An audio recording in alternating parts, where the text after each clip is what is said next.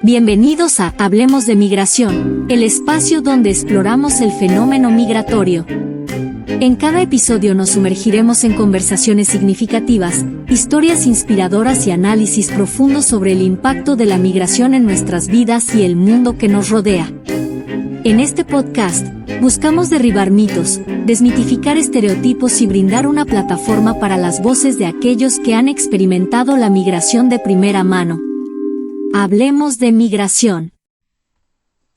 Hola, ¿qué tal? Bienvenidos a una entrega más de su programa Hablemos de Migración. En esta ocasión continuaremos con la historia de la migración, en donde ya hemos hecho una entrega de la evolución del muro fronterizo entre México y Estados Unidos. Después hicimos un recuento de las diferentes reformas y así como casos que habían ido a la corte referente a la migración irregular en específico, y en la última entrega revisamos el contexto de cómo estaba la situación en 1987 cuando entra en vigor la Ley de Reforma y Control de la Migración. En esta ocasión vamos a darle cobertura a esta ley, que ha sido la ley más importante, la reforma más importante migratoria en la historia de Estados Unidos, sobre todo para la comunidad mexicana, en la cual arriba de 2 millones de mexicanos lograron regularizar su estatus migratorio, mexicanos que estaban de manera indocumentada y que gracias a esta reforma logran arreglar su estatus migratorio, pero trajo mucho más consecuencias que el simple hecho de la amnistía que se le da, y que es una de las principales causas por las cuales el pueblo norteamericano el día de hoy no apoyan ningún tipo de ley o reforma que tenga ahí el concepto de amnistía y perdonar y permitir que estos migrantes que todavía siguen en situación irregular puedan adquirir su ciudadanía.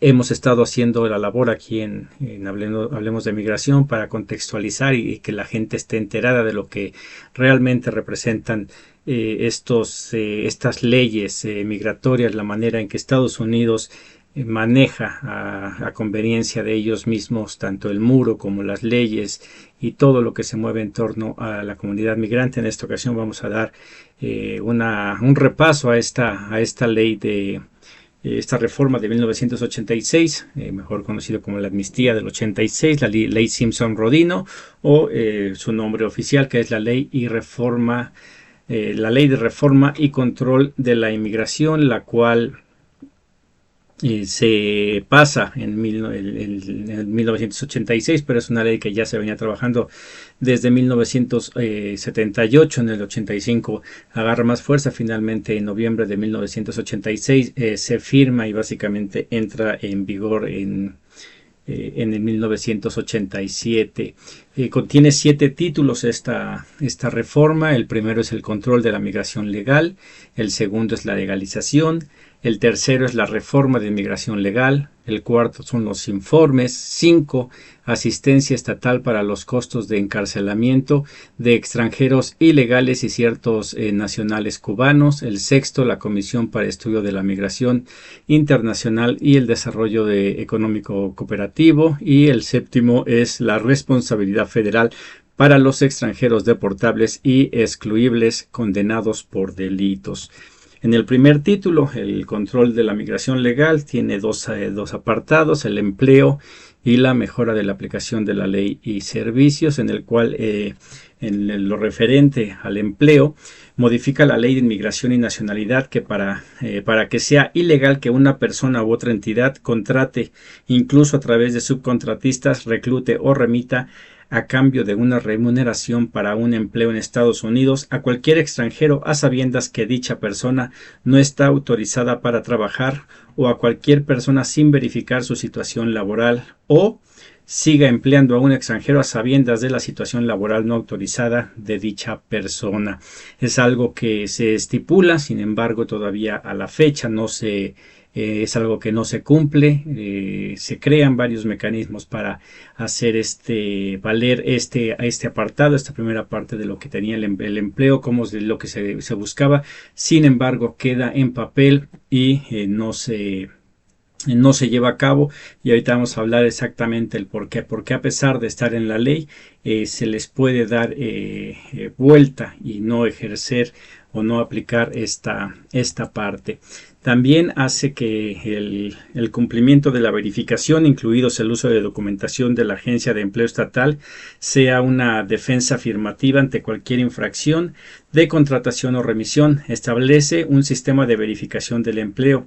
Requiere, uno, que el empleador certifique en un formulario elaborado por el fiscal general, que después pasa a ser esta forma, la I-9, que a la fecha continúa siendo uno de los documentos que todo empleador da a cualquier empleado que quiere trabajar para que lo llene, y en el cual ahí el aspirante a trabajar hace este llenado de esta documentación. Bueno, esto fue producto del trabajo del fiscal general. Así también la situación laboral del empleado ha sido verificada mediante el examen de un pasaporte, certificado de nacimiento, tarjeta de seguridad social, documentación de extranjero u otra prueba. Ahí vienen los requisitos que hay. Un ciudadano norteamericano puede llegar con cualquiera de estos documentos y le dan el trabajo. Lo que empezó a hacer aquí la comunidad indocumentada es que llegaba con sus identificaciones falsas, una tarjeta de residencia apócrifa y un número de seguro social, y esos dos eran elementos suficientes para que el empleador pudiese decir que él había verificado esa información y que parecía verídica. El segundo punto es que el trabajador certifique de forma similar que es ciudadano nacional de Estados Unidos o extranjero autorizado, y que el empleador conserve dichos registros durante 3 años en el caso de remisión o contratación, o durante el plazo de 3 años o 1 año después de la finalización del empleo, lo que ocurra más tarde en el caso de contratación. Es algo que se llena, se revisa y ahí lo guarda el empleador, pero no se llega a más. Raras compañías son las que lo llegan a mandar a que realmente sea revisado por la USCI, que es la agencia encargada de revisar este tipo de documentación. También se establecía que nada de lo dispuesto en esa ley se interpretaría en sentido de autorizar un documento o sistema nacional de identidad, lo cual va creando esos vacíos legales que permiten darle vuelta para no las personas que no cumplían exactamente con esto no fuesen sancionadas. También se le encargó al presidente que supervisara y evaluara el sistema de verificación y aplicara los cambios necesarios en un plazo de 60 días tras la notificación a los comités correspondientes del Congreso, o en un plazo de 2 años para un cambio importante. Se prohíbe la aplicación de un cambio importante a menos que el Congreso proporcione fondos para tal fin. Autoriza proyectos de demostración de hasta 3 años de duración, y aquí es el gran problema, que estos mecanismos que se necesitaban, como por ejemplo algo que el día de hoy existe pero que todavía no se usa por completo, que es el sistema de verificación, el E-Verify, se necesitan recursos para poderse implementar, para poder dotar a todos, a las agencias suficientes con los mecanismos para hacerlo, pero también a los empleadores. Entonces estas son las pequeñas trabas que al no tener el empleador con solo con la forma I-9 la revisaba y ahí la guardaba y no había ningún problema hacia adelante. También se limitó el uso de dicho sistema de verificación o de cualquier documento de identificación requerido a la aplicación de esta ley y no a otros fines policiales. Aquí igual para evitar algo que no se logró evitar al final de cuentas, que era el que esta información pasase hacia las policías. No pasaba, se intentaba que la policía estuviese separada de los asuntos migratorios, más sin embargo años después nos damos cuenta que no es así, que los policías tenían no necesariamente con los empleadores, pero que sí la policía tenía vínculos de información con las agencias de migración. También encargó al fiscal general que se establecieran procedimientos de denuncia e investigación que proveyeran: 1. Que las personas y entidades presenten quejas escritas y firmadas sobre posibles infracciones en materia de contratación. 2. Que el Instituto Nacional de Seguridad y Naturalización de Estados Unidos investigara las quejas con probabilidades sustanciales de validez. También que el Departamento de Justicia iniciara investigaciones y que se designara una unidad específica del INS para perseguir dichas infracciones. Es algo que a la fecha todavía continúa. Hay manera de que una persona denuncie cualquier tipo de inconsistencia del que se pueda sospechar y el Servicio de Migración de Estados Unidos verá si corresponde y se revisa. Es algo que con el paso del tiempo se ha ido dando más con el perfeccionamiento de los métodos de vigilancia, en el cual ICE, que años después nace, entra de lleno a hacer este tipo de revisiones, y actualmente todavía se puede entrar a una página en donde se puede hacer de manera anónima, aunque el mismo ICE dice que la manera para poder darle continuidad con más seriedad a una queja es que la persona proporcione sus informaciones. Esto también a raíz de muchos abusos que había de personas, tanto empleadores como ciudadanos regulares, que amenazaban a los indocumentados con reportarlos con el servicio de migración. Se establecieron disposiciones sobre sanciones a los empleadores. Se establece un periodo de 6 meses de educación pública durante el cual no se impondrá sanciones por infracciones laborales. Se previó un periodo posterior de 12 meses durante el cual se emitirían citaciones de advertencia a los infractores. Se aplazó a la aplicación para los servicios agrícolas de temporada. Se establece al final de dicho periodo de citación sanciones civiles graduadas en la primera infracción y para las siguientes medidas cautelares o sanciones penales. Para infractores de patrón o de práctica, sometía a los infractores a sanciones civiles graduales por infracciones relacionadas con el papeleo. Se ordenó al fiscal general que proporcione notificación y previa solicitud una audiencia administrativa en el caso de una sanción impugnada. Se estableció que 1.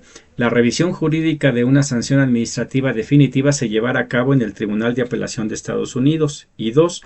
Las demandas para cobrar las sanciones impagadas se prestaría en los tribunales de distrito de Estados Unidos. Se prohibía a los empresarios exigir a sus empleados cualquier tipo de garantía financiera o indemnización por posibles responsabilidades laborales.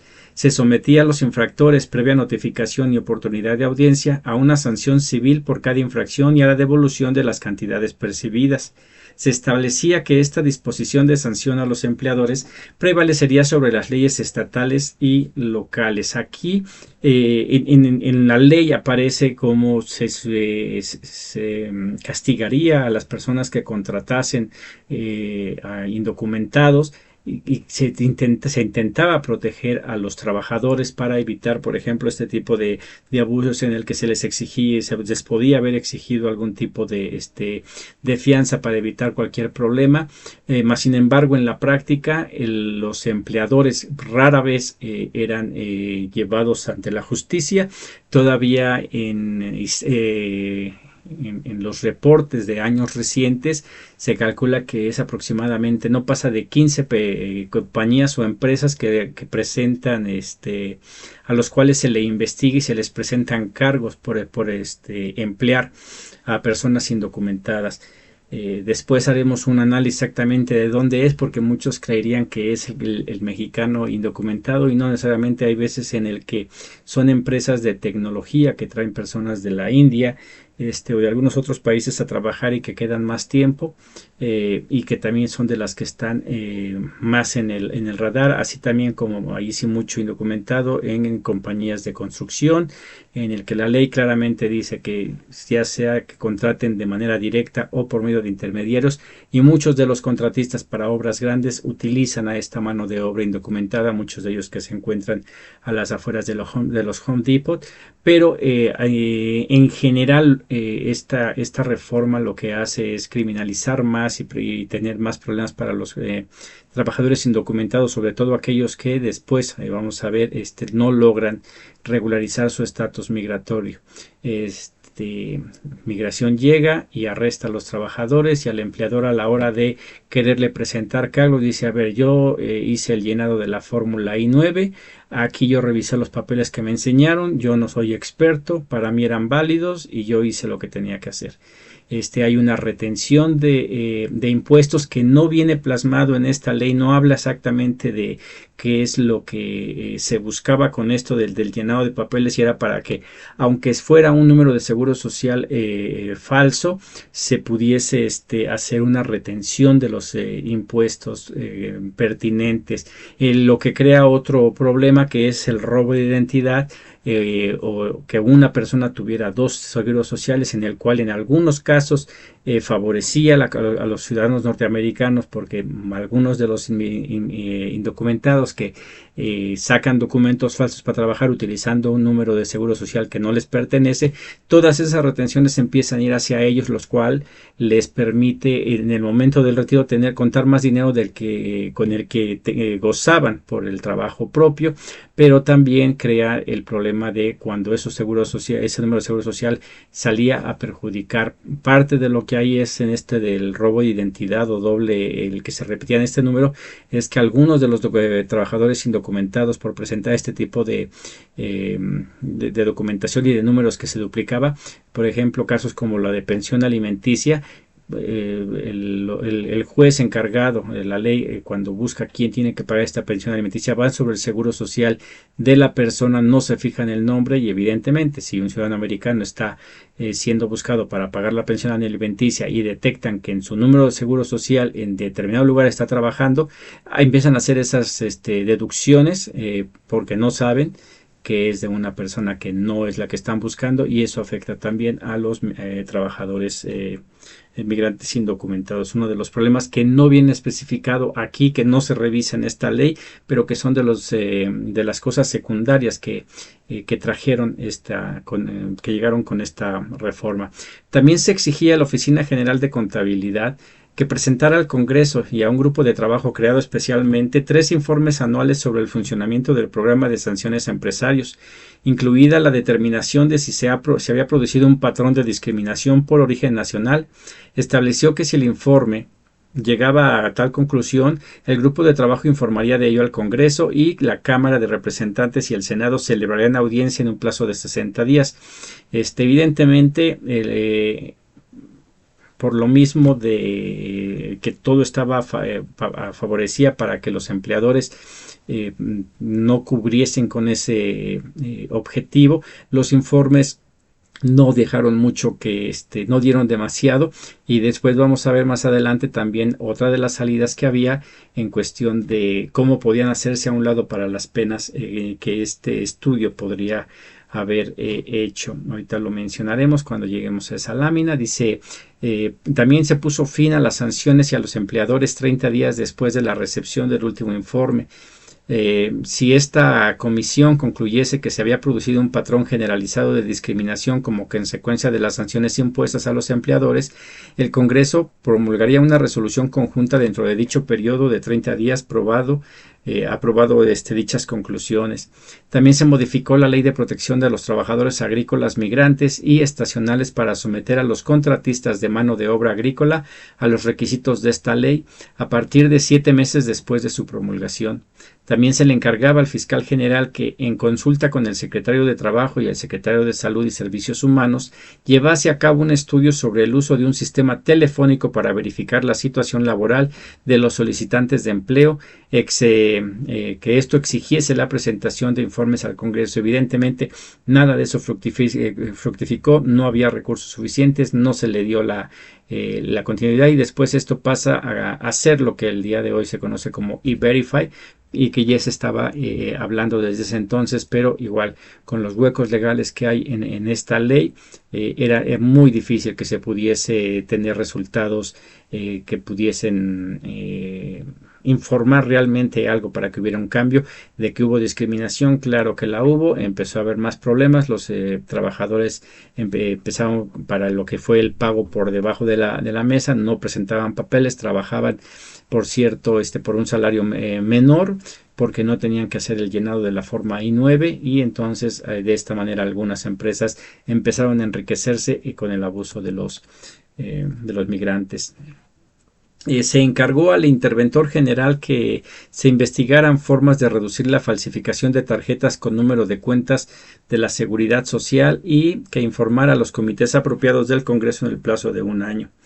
Se encargó el secretario de Salud y Servicios Humanos, actuando a través de la Administración de la Seguridad Social y en cooperación con el fiscal general y el secretario de Trabajo, que se realizara un estudio sobre la viabilidad de establecer un sistema de validación del número de seguridad social y que se informara a los comités apropiados del Congreso en el plazo de 2 años.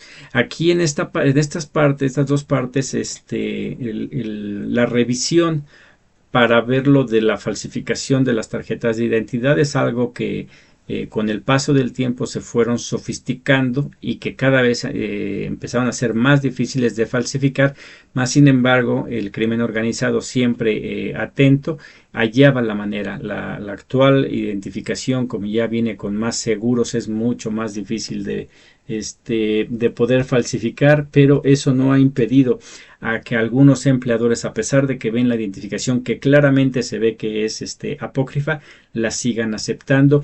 Y en el caso de lo que es el seguro social, sí se reconocía que había un problema, que se revisase, y lo que empezó a hacer la oficina del seguro social es que cada año, al término del año fiscal, se le mandaba una carta, una hoja azul a todas las personas que estaban presentando un número de seguro social que no existía, en donde decía: tu empleador ha retenido tanto dinero para tu seguro social y no sabemos dónde colocarlo porque este número algo está mal, comunícate con nosotros para poder ingresarlo en el lugar apropiado. Es algo que evidentemente los migrantes indocumentados pues jamás iban a hablar, porque eso no pues no era posible que ellos pudieran ir, porque sabían que no tenían papeles.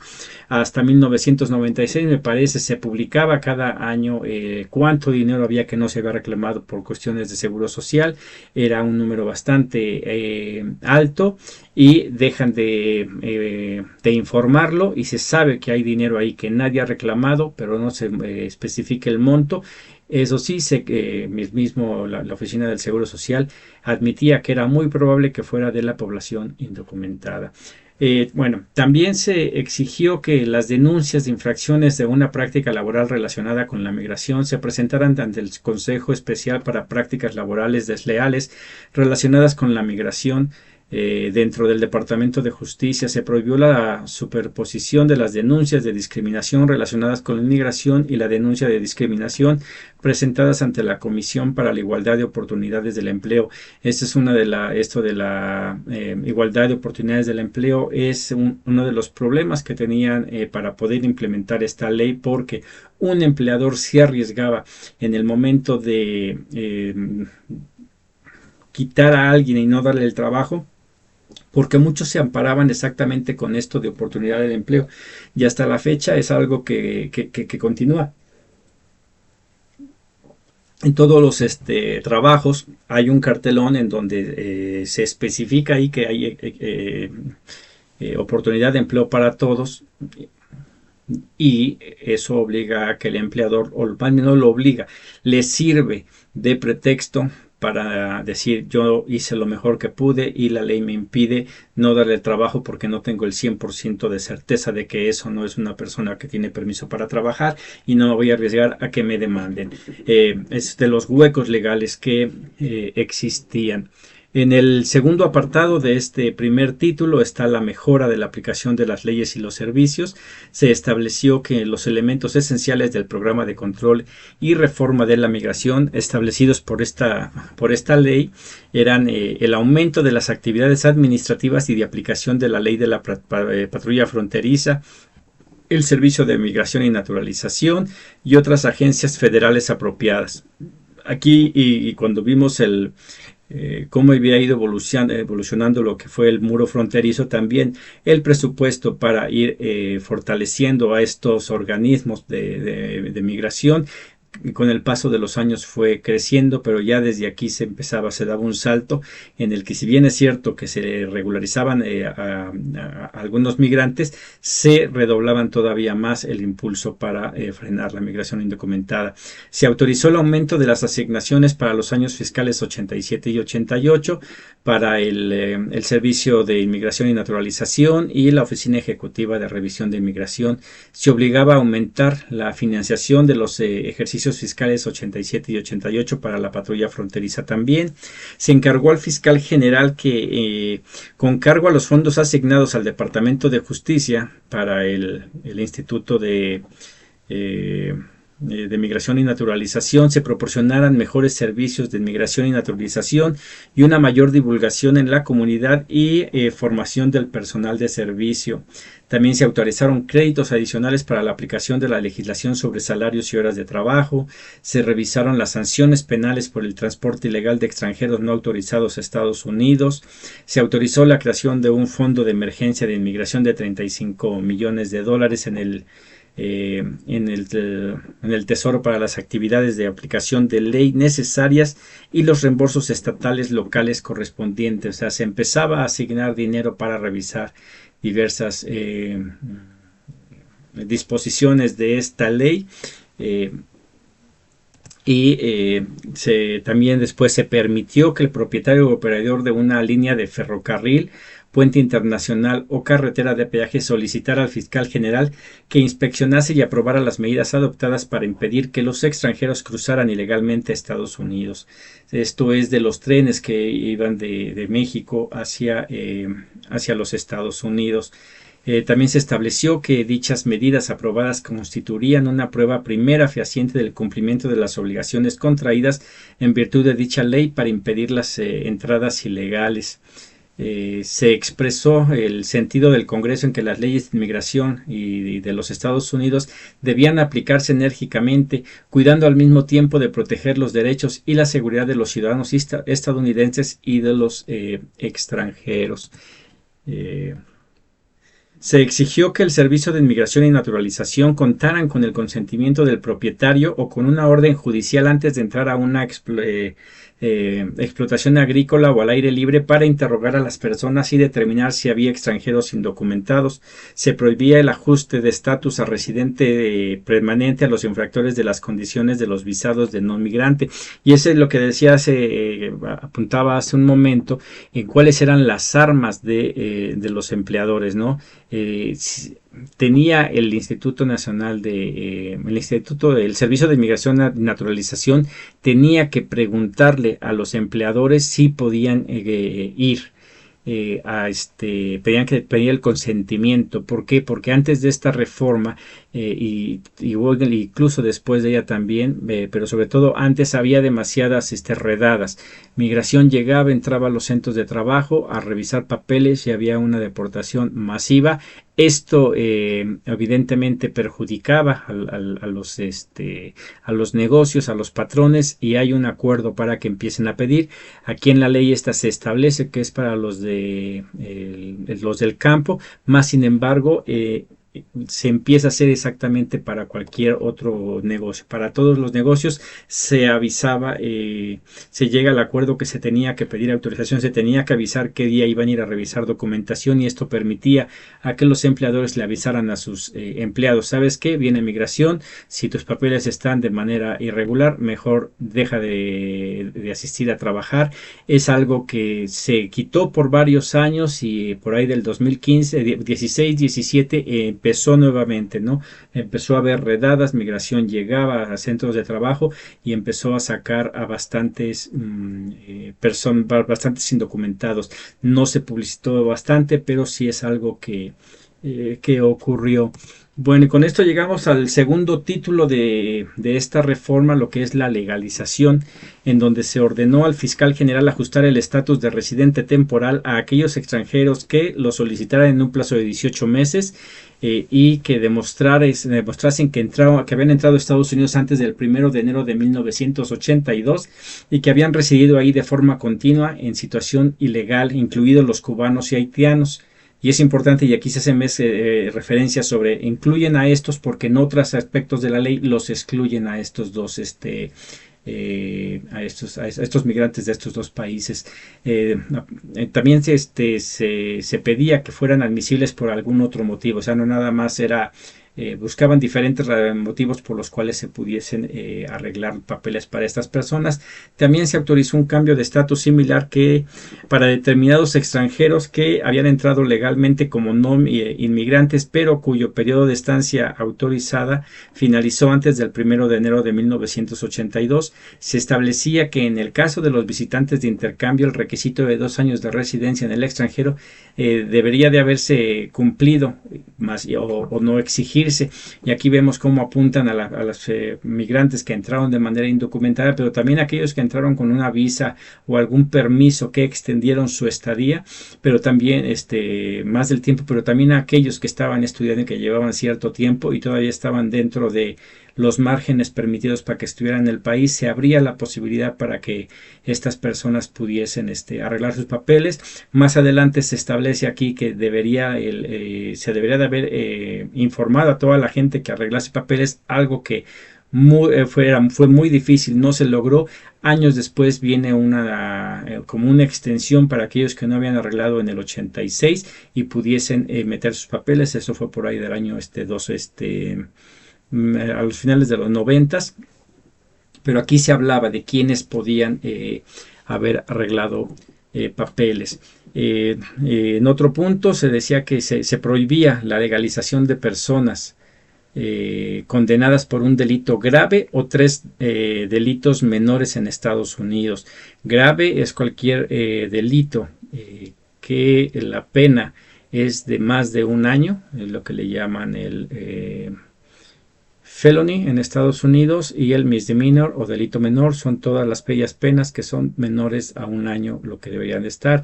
Y entre eso entra el manejar bajo los efectos del alcohol, la violencia doméstica, son delitos menores que de los cuales de la comunidad migrante son los que más en los que más participaban.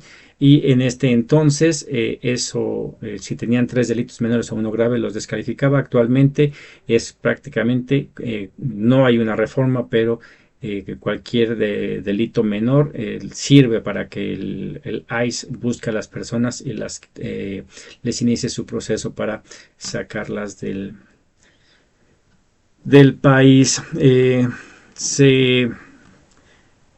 Se ordenó al fiscal también ajustar el estatus de los extranjeros residentes temporales a residentes permanentes, y el extranjero, como decía, si lo solicitaba en un periodo que comenzara el mes siguiente a la concesión del estatus de residente temporal. O sea, podía pasar de residente temporal a residente permanente. También si se había establecido una residencia continua en Estados Unidos desde la concesión del estatus de residente temporal, así como si era admisible por otros motivos y no había sido condenado por un delito grave o 3 menores. También se cumplían los requisitos mínimos de comprensión del inglés y conocimientos de la historia y el gobierno de Estados Unidos, o demostrar o una muestra de haber cursado satisfactoriamente estudios sobre esa materia. Estos requisitos se quitaban para todas las personas mayores de 65 años, pero cualquier persona menor se le hacía este examen, en el cual muchas universidades, muchas escuelas empezaban a impartir esto de clases de ciudadanía, en donde practicaban el inglés y se les enseñaba parte de historia de Estados Unidos.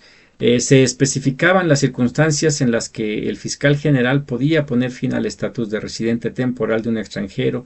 También se permitió los viajes al extranjero y el empleo durante dicho periodo. Se autorizaba la presentación de solicitudes de ajuste de estatus ante el fiscal general o ante agencias voluntarias o gubernamentales designadas. Se ordenaba al fiscal general que colaborara con dichas agencias para 1. Difundir información sobre el programa, y 2. Tramitar a los extranjeros. Se preveía el tratamiento confidencial de los expedientes de solicitud. Se establecía sanciones penales, multas, penas de prisión o ambas para violaciones de dicha confidencialidad, y declaraciones de solicitud falsas, se establecía la tasa de solicitud, se eximía a estos extranjeros de las limitaciones numéricas, la certificación laboral y otras infracciones de entrada especificadas. Se permitía que el fiscal general renunciara a otros motivos de exclusión, excepto los penales, la mayoría de los relacionados con las drogas y los motivos de seguridad, esto para garantizar la unidad familiar y cuando ello redundara en el interés nacional.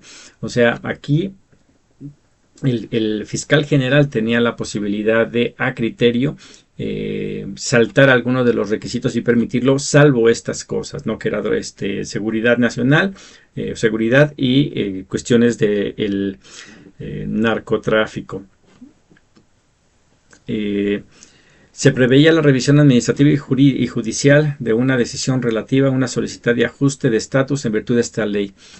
También se pasó a mencionar que también aquí lo que estaba importante en esta ley es que todas estas personas que arreglaban papeles no afectaba a la cuota que ya se estaba estableciendo de cuántas personas podían entrar por cada uno de los países con las visas que se estaban otorgando. También se exigió al fiscal general que ofreciera a los extranjeros que reunieran los requisitos, pero que no estuvieran registrados y que no fueran detenidos antes de que finalizara el periodo de solicitud, la oportunidad de acogerse al programa de legalización antes de que se iniciara el procedimiento de deportación o exclusión. O sea, todas esas personas que todavía no iniciaba algún tipo de proceso entraban en esta reforma. Se hacía que los extranjeros legalizados, salvo los cubanos y haitianos, aquí os digo que a ellos sí los excluían de esta parte, no pudiesen optar por ayudas económicas federales como el Medicaid o cupones para alimentos durante los 5 años siguientes a la concesión del estatus de residente temporal y durante los 5 años siguientes a la concesión del estatus de residente permanente. Aquí la situación en la que iban normalmente los mexicanos, centroamericanos, sudamericanos, no juzgaban de igual manera a los cubanos y haitianos, los cuales usaban por lo menos con esta posibilidad de ellos sí acceder al Medicaid y a las estampillas para alimentos, no así cualquier otro migrante que se acogiera a esta reforma por los 5 años a partir de que establecían su residencia. También se establecía que los programas autorizados en virtud de la Ley Nacional de Almuerzos Escolares, la Ley de Nutrición Infantil de 1966, la de Educación Profesional del 63 y el capítulo 1 de la Ley de Consolidación y Mejora Educativa del 81, la ley Head Start Follow Through, la ley de Asociación para la Formación del Empleo, el título 4 de la Ley de Educación Superior del 65, la Ley de Servicios de Salud Pública y los títulos 5, 16 y 20 de la Ley de Seguridad Social, no se interpretaran como ayudas prohibidas. O sea, estas partes, lo que era con la educación sobre todo, permitían que se pudiese seguir. Ya habíamos hablado históricamente cómo Estados Unidos busca que inclusive los hijos de los indocumentados reciban educación a sabiendas que tarde que temprano es muy probable que regularizaran su estatus, pasaran a ser ciudadanos norteamericanos y no tener que enfrentar con algún problema porque no habían recibido esta educación. También se exigía al fiscal general que difundiera información sobre el programa de la legalización. Es algo que no se hizo como debiera, porque muchas personas de ese periodo quedaron sin papeles. El día de hoy, aunque son pocos, hay todavía varias personas que no lograron arreglar sus papeles porque no se enteraron con tiempo para poder hacer eso. Se estableció también procedimientos para el cambio de estatus a residente permanente de determinados inmigrantes cubanos y haitianos que llegaron a Estados Unidos antes del 1 de enero de 1982. Se actualizó el 30 de junio del 48 al 1 de enero de 1972, fecha de registro de los expedientes de admisión de entrada permanente. Se autorizaba los créditos a los ejercicios 88 a 91 para las subversiones estatales que ayuda a la legalización. Se le estaban metiendo recursos. Y con esto llegamos al tercer título, que es la reforma de inmigración legal. O sea, ya acabamos lo que era el empleo, mejoras para comprender las leyes, Después viene lo que es la legalización, quienes entran en esta parte, quienes podían arreglar papeles, cualquier persona que hubiera entrado antes del 1 de enero de 1982, y también esta reforma abría la posibilidad para la migración legal, que es esta reforma de migración legal contempla dos partes. Una es los trabajadores agrícolas temporales, algo que a la fecha todavía siguen siendo beneficiados por muchos programas, y la otra es los cambios de la ley de inmigración. Para los trabajadores agrícolas temporales, separa la mano de obra agrícola temporal de otra mano de obra temporal a efectos de las disposiciones sobre trabajadores no inmigrantes, lo que viene siendo el visado H2A. Se requiere una petición de visa H2A empleadora para certificar que no hay suficientes trabajadores estadounidenses locales para trabajo y que los salarios y las condiciones de trabajo de los trabajadores estadounidenses empleados de forma similar no se verán afectados negativamente.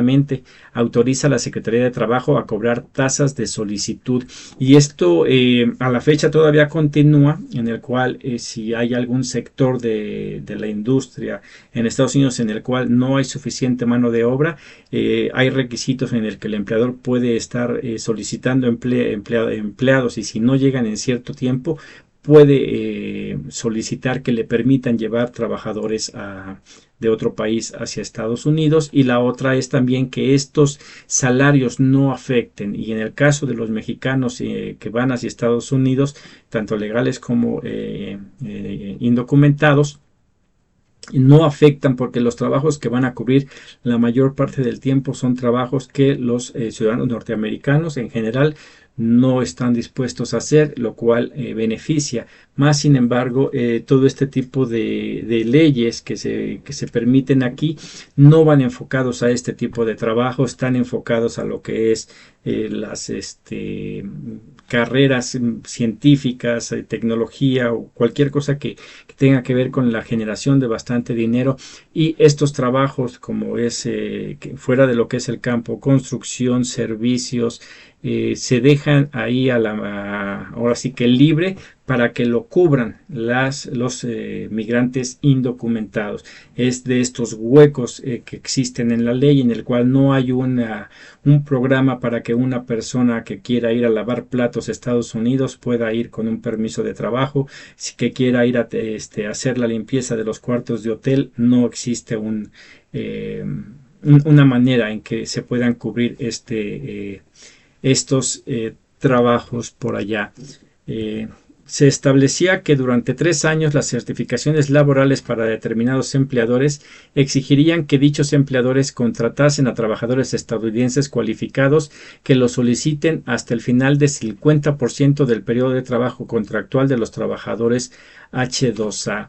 Aquí se requería que el secretario, en 6 meses antes del final de dicho periodo, considerara la conveniencia de continuar con dicho requisito y emitiera reglamentos 3 meses antes del final de dicho periodo. Y aquí igual esto va hacia un tipo de industria que no tiene nada que ver con lo que es el migrante indocumentado.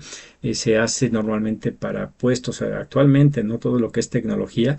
Empresas como Microsoft tiene que llevar a Estados Unidos, Sony también tiene que llevar a Estados Unidos trabajadores, por ejemplo, de la India, en el cual tiene que cumplir una cuota, ¿no? Por lo menos el 50% tiene que ser de trabajadores norteamericanos, y el otro tanto puede ser de otros países a través de este tipo de visas y de permisos que evidentemente cuestan, y es uno de los grandes impulsores. Por eso Microsoft ha estado impulsando también una reforma migratoria, pero no para el indocumentado normal que está ahí en Estados Unidos, sino porque le sale bastante caro estar haciendo estos pagos para traer a trabajadores especializados a Estados Unidos, por lo caro que los tiene que traer con ciertos requisitos de cubrir, que lo cual aumenta bastante o bueno, dejan de percibir tanto dinero, porque estas empresas ganan bastante, y con estas reglas ganan menos, y es una de las razones por las cuales también empresas importantes impulsan la migración.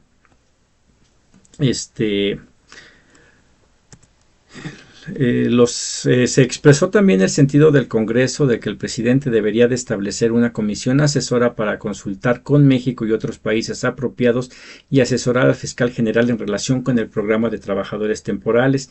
Se estableció un programa especial de ajuste para trabajadores agrícolas. Se disponía el ajuste de residentes permanentes para los extranjeros que los solicitaran durante el periodo especificado de 18 meses, que hubieran realizado al menos 90 días hombre de trabajo agrícola estacional durante el periodo de 12 meses que finalizaba el 1 de mayo de 1986 y que fueran admisibles como inmigrantes. Se establecían fechas de adaptación basadas en los periodos de trabajo realizados en Estados Unidos.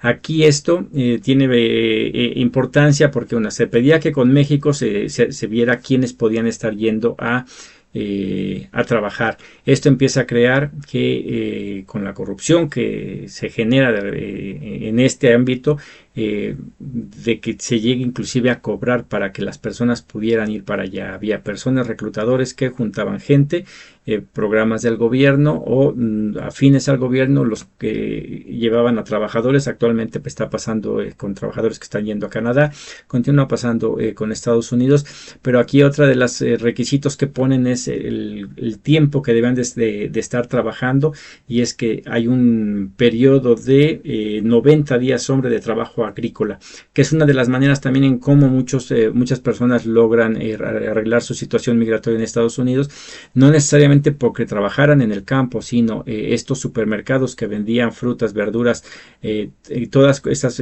artículos provenientes del campo entraban en la clasificación como si fueran personas del campo, y con cartas que también ahí hubo un gran problema, que se dieron bastantes cartas a los empleadores y estos les dieron mal uso o simplemente ni las utilizaron. Y así es como muchos que no estaban directamente en el campo lograron arreglar sus papeles, pero también del otro lado hubo muchos que no pudieron arreglar sus papeles porque estas cartas no se entregaron como se debería de haber hecho. Se preveía la deportación de los trabajadores agrícolas especiales recién admitidos que no realizaran 60 días hombre de trabajo agrícola estacional en cada uno de los 2 primeros años tras su entrada. Se prohibió la naturalización de estos trabajadores a menos que hubieran realizado 60 días hombres de este tipo de trabajo en cada uno de los 5 ejercicios fiscales.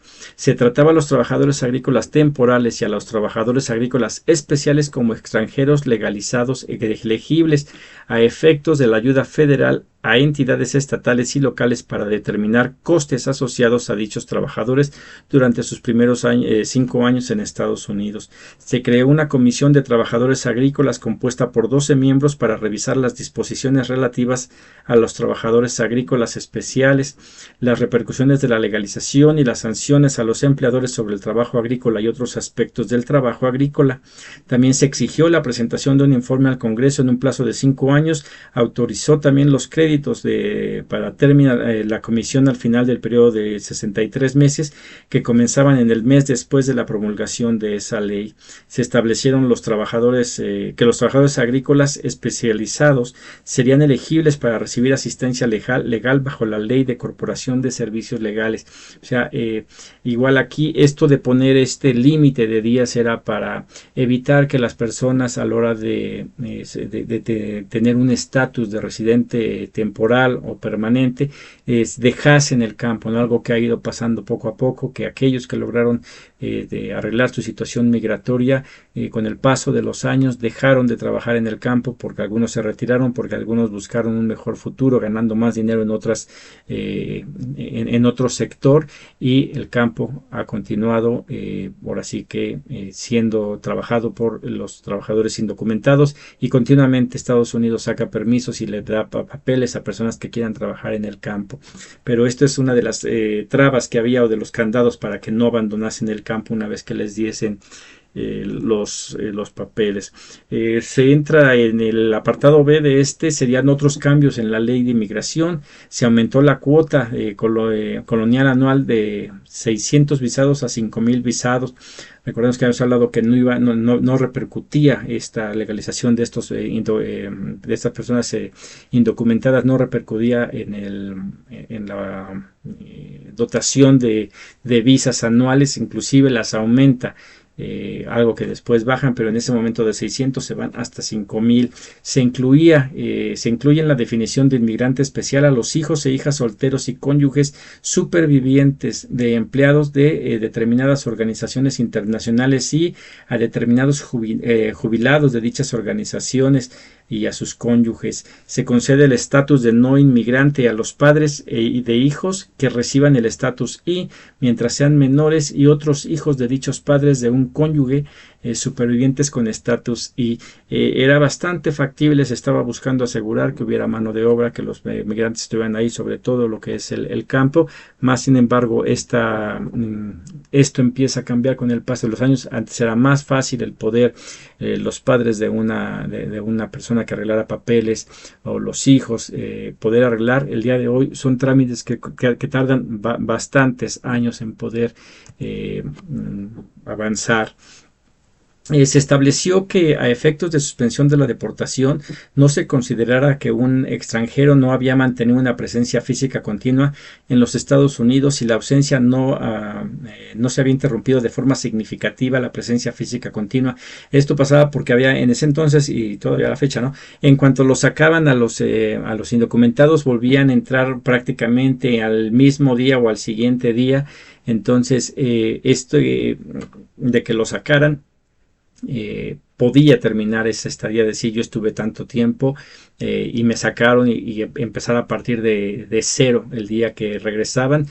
Aquí se establecía que no, que hay un periodo en el cual si una persona salía y volvía a entrar, podía continuar con su proceso, su antigüedad persistía, lo cual como migrante uno diría está bien, pero si lo vemos como leyes, como incentivar a que si ya te sacaron, vuélvete a meter, y es algo que duró bastantes años. El día de hoy pues también es el mismo consejo a los que sacan, volverse a meter, pero la situación ya no es tan fácil como lo vimos en la construcción del muro fronterizo.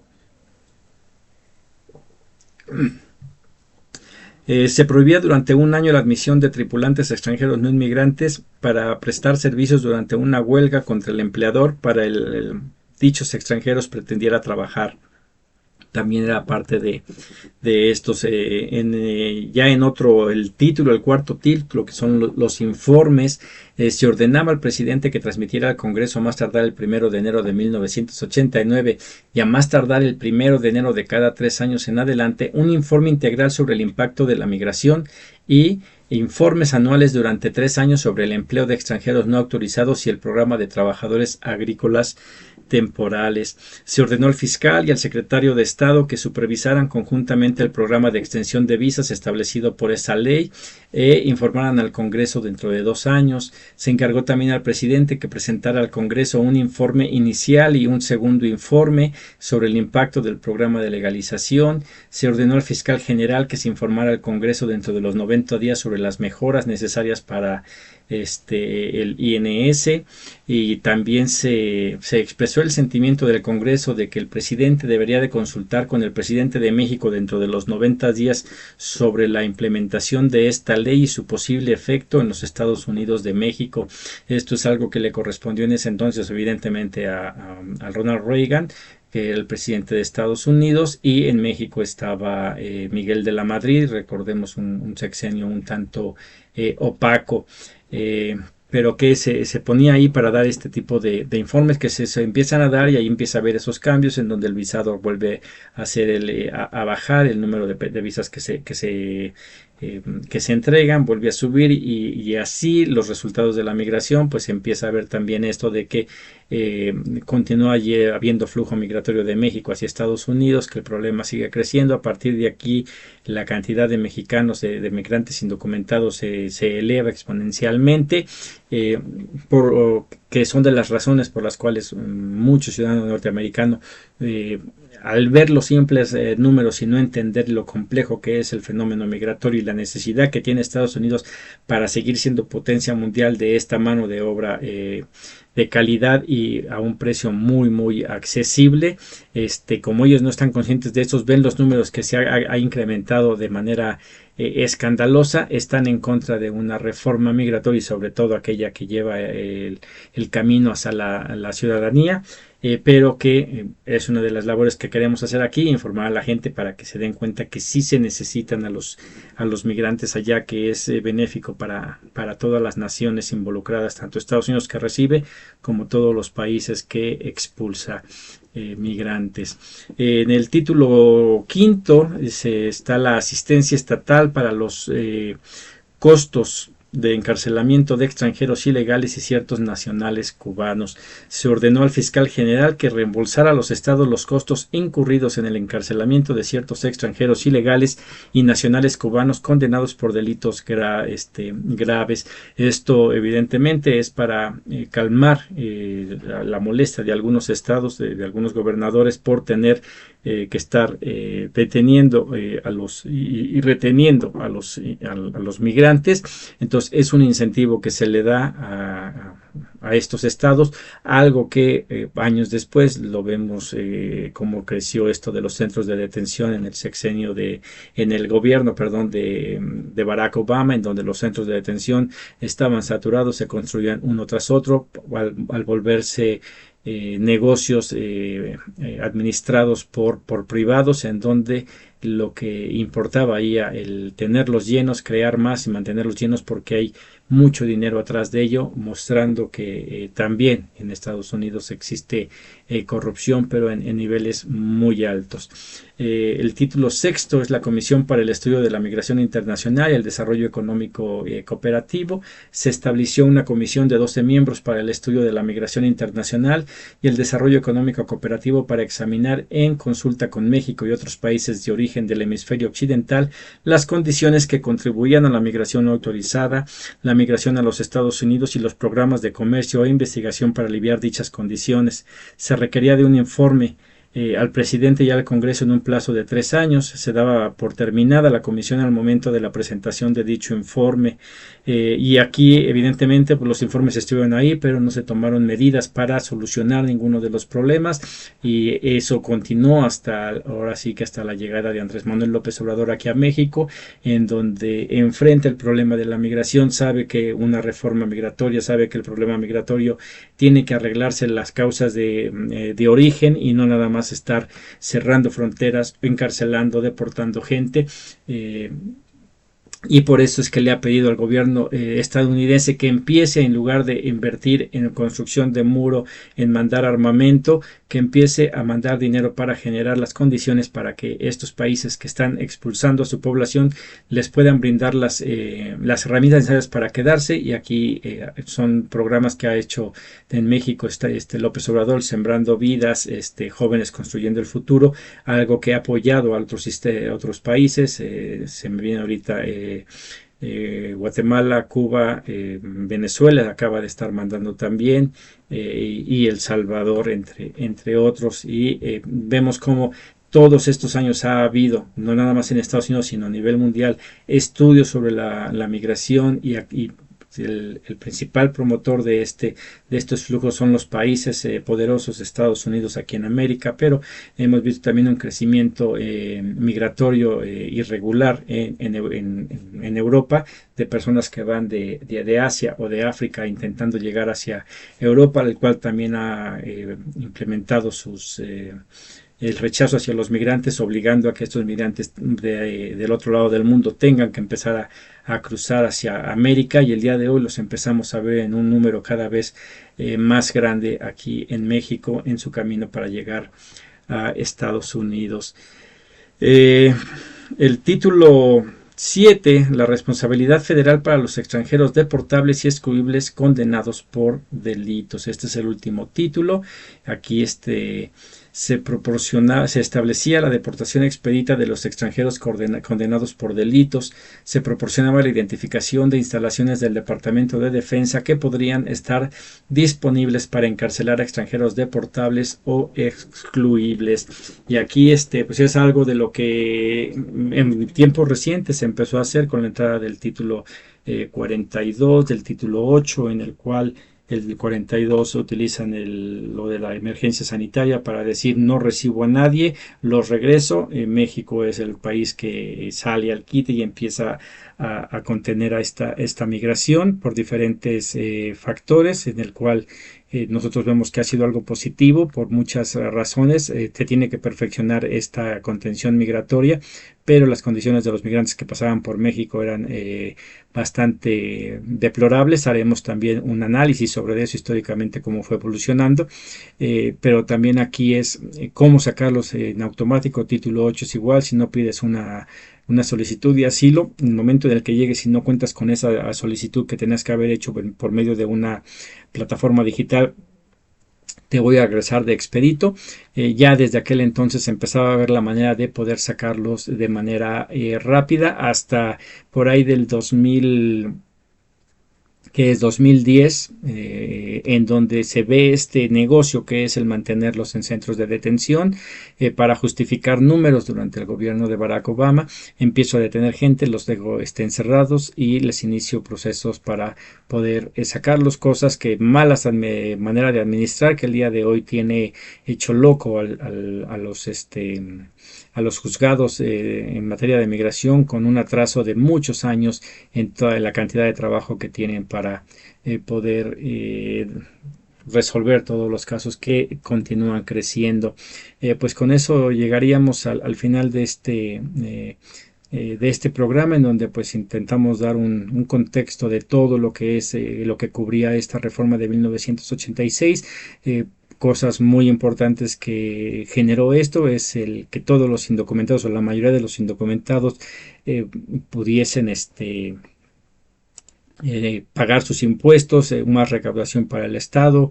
El Seguro Social tiene una cantidad muy grande de dinero producto de las retenciones de todas las personas que han estado trabajando. Aquí no se habló nada de lo que es el problema para poder rentar vivienda, para adquirir vivienda, donde se supone que no se podía, más sin embargo un buen número de migrantes indocumentados el día de hoy poseen una casa. Estos son que la adquirieron antes de que viniera la gran crisis del 2008, con todas las casas que perdieron muchos de los ciudadanos norteamericanos, pero que los migrantes indocumentados, muchos de ellos habían adquirido una vivienda y no la perdieron, porque a pesar de ser precios bastante altos, una de las cosas que tienen los migrantes, sobre todo los mexicanos, es vivir en familias numerosas, los cuales ayudan unos a otros y continúan pagando. Vinieron después más leyes producto de esto, protección, se ha aprendido bastante de esto. Por ejemplo, una de las cosas es la visa U, en la cual protege a todas las personas que han sido víctimas de algún tipo de delito. Una vez que denuncian, pueden agarrar este alivio migratorio para que no sean deportados.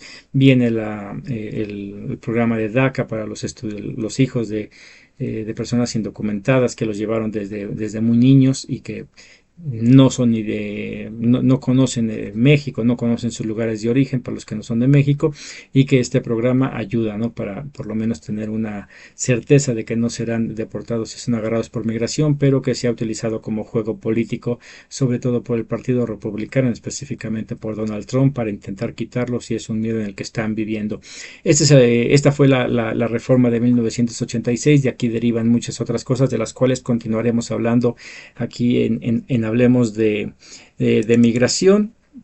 En esta ocasión es todo. Les agradezco el que hayan estado con nosotros. Igual la invitación es pues para que nos sigan en nuestras redes sociales. Ahí está, en Facebook, en YouTube, en Spotify. Hay bastante información ahí, y que la compartan, ¿no? El poder de la comunicación, del saber, nos va a ayudar como comunidad migrante. Para que exista una reforma migratoria, pues tenemos que estar informados para saber qué es lo que estamos pidiendo. No es pedir una reforma por pedirla. Los migrantes se la han ganado, han impulsado a Estados Unidos. Hablaremos también de eso, de qué tan importante ha sido la participación de los migrantes en el crecimiento económico de Estados Unidos. Ya lo hemos hablado aquí, cómo nos ha ayudado en México. Las remesas siguen rompiendo récord y lo continuarán. Tendremos que hablar específicamente también de lo que han hecho en Estados Unidos, y pues ahí está la invitación para que entren a nuestros canales, se suscriban y pues que pasen la voz, porque solamente así podremos conseguir una reforma migratoria migratoria todos juntos. Muchas gracias y hasta la próxima.